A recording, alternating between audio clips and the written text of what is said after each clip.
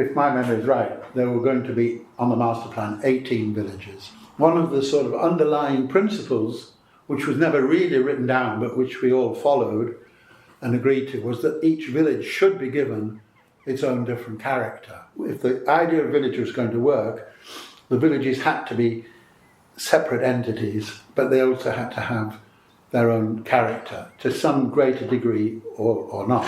Immediately we decided that Fatfield was the most southerly village, and the slopes were down to the river.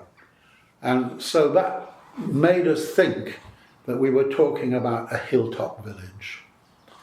And then what we had to do as architects, and submitting it through the chief architect, we had to come up with a whole proposal for the master plan, but also for the character of the village and the sort of materials and so on. And the way we did that was to create a presentation which was like a collage. So we would gather ideas of, this is what if it could be like such and such. And I had spent a lot of my holidays, and this Spanish hacienda has absolutely bugger all to do with it, okay? I had spent a lot of my holidays as a child in a place called Robin Hood's Bay in North Yorkshire. And the idea for Fatfield came from Robin Hood's Bay. How would you deal with housing on a steep hillside? And then there were several elements that emerged from that idea. First was the pantile roof. And we were, obviously, everything we did wanted to relate to the northeast of England, okay? So pantiles were a very common roof across the whole of the northeast of England. You get them in Gateshead. They were used in ballast. They came on ships from Belgium and Holland, you know. So there was the pantile roof. And then there was the idea of using render. And the render came mainly from the houses on the main road in Fatfield. As you went down the road in Fatfield, there were these houses from the 20s, and they had render. So we said, right, we'll use render, okay? And then the thing about Robin Hood's Bay on the hillside was that there were alleyways that went around the contours, and the houses were all on split levels.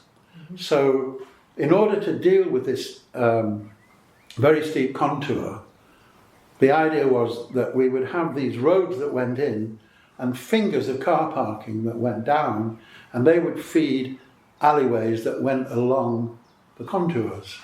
And that, when you saw it from the other side of the river, you would see a cascade of roofs, and that's what in fact was built.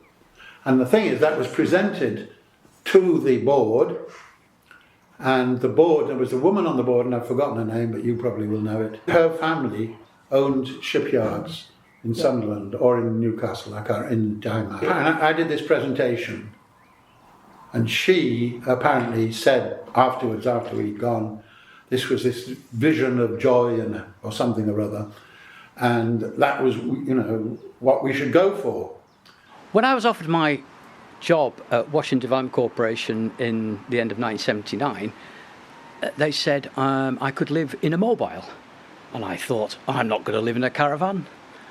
But I didn't understand that that referred to the special apartments that had been built at Fatfield, which consisted of a lounge and a shared kitchen, but then private rooms and bathrooms for mobile people, those that moved in and out. Sadly, that initiative failed, as there wasn't that popular and there was such a high turnover that eventually those dwellings were just turned into regular homes.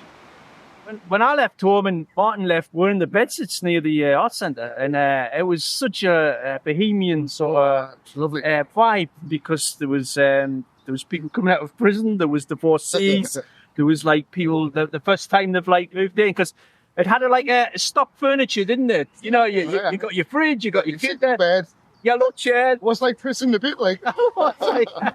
Just our mums wouldn't come down and do our teas for us. That was what it did.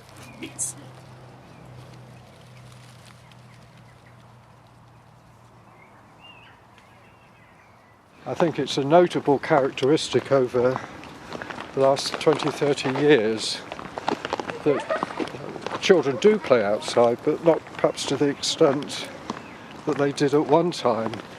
I saw recently that streets in the past were dedicated as play areas and there were vehicular access.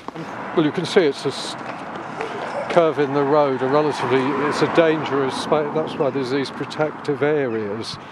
And this design here follows the old. We've got a bus going by. The swish of traffic. Well, you could see it's a tricky spot to cross the road here under any circumstances. So, mothers